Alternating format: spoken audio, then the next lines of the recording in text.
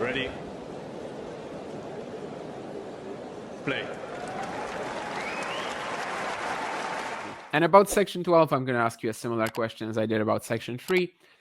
Who is going to stop Fonseca, if anybody? I also give you a brief anecdote that today, when I was reading through the draw, I was like, Tirante, Rodionov, Droge, Choinski, Wong, Popko. Who the hell am I going to pick here? I mean, this is so even. This is Section 9 all over again. And then I see the name Joao Fonseca.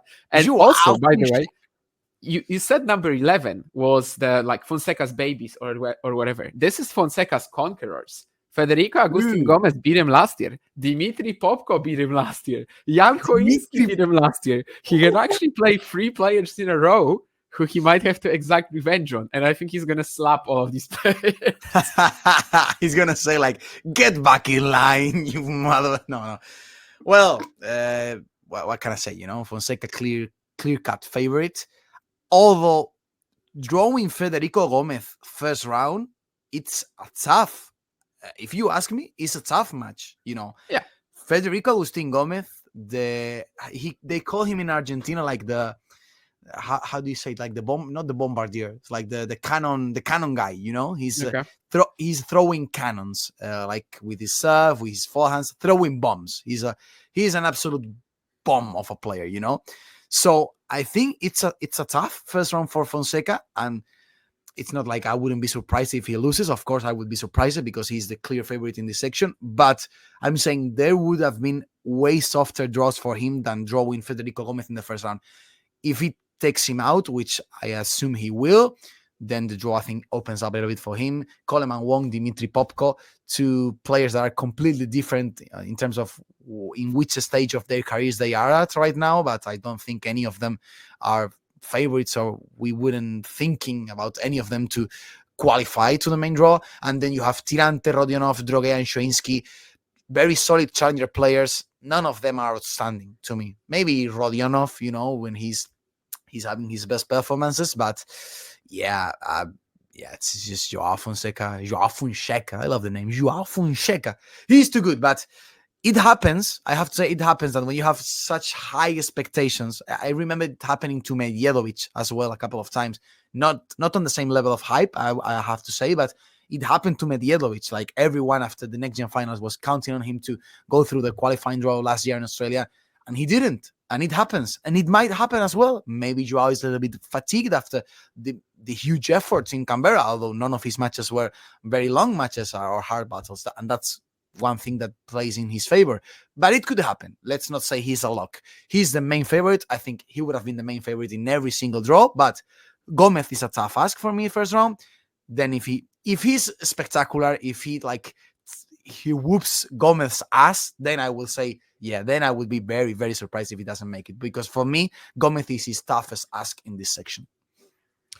Maybe. Yeah, Popko, Choinski, they beat him in a kind of similar fashion, again, just being so consistent. But you have to ask the question whether Joao is not too good for that at the moment. Just, it seems like the serve and the return, especially the floor has risen so much for him that I think, he's played 10 great matches in a row. It's not going to be like this for the next 10. But even if he has that one stinker, he might still beat a player like this from this qualifying section. Yeah.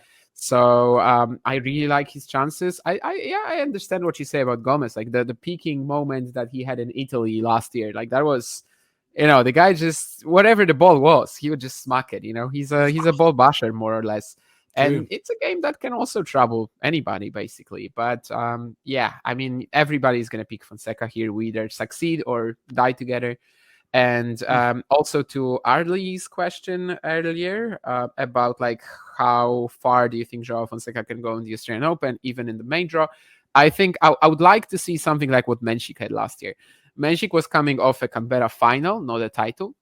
However, he got Nakashima in the opening round of the Australian Open qualifying, so the draw was just insane there. Wow! And he beat him twice in 2 weeks because he also played him in Canberra in the semis. And then Mensik qualified, beat Shapovalov in the opening round, and lost to Hurkacz in 5, basically only because he ran out of steam. So I would like to see something like this. Just get into the main draw, get a good opening round draw, and then play some, big seed and see whether he can do that. I mean, obviously, Joao Fonseca is not winning the Australian Open. he's probably not making the second week, although I guess that's technically possible, even with his lack of experience in best of 5. But, first of all, the goal has to be to get through the qualifying. It's not always that easy.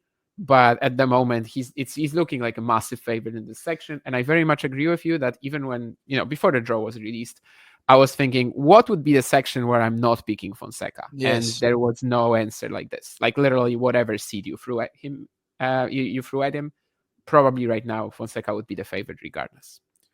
I completely agree with everything that you said. And it's a matter of, in terms of his chances at the Australian Open and how far can he go, it's a matter of how optimistic or pessimistic you are, right? Because you want to be optimistic. I wouldn't completely write him off in terms of making the second round, the second week of the tournament. Yeah, it's 3 matches after all.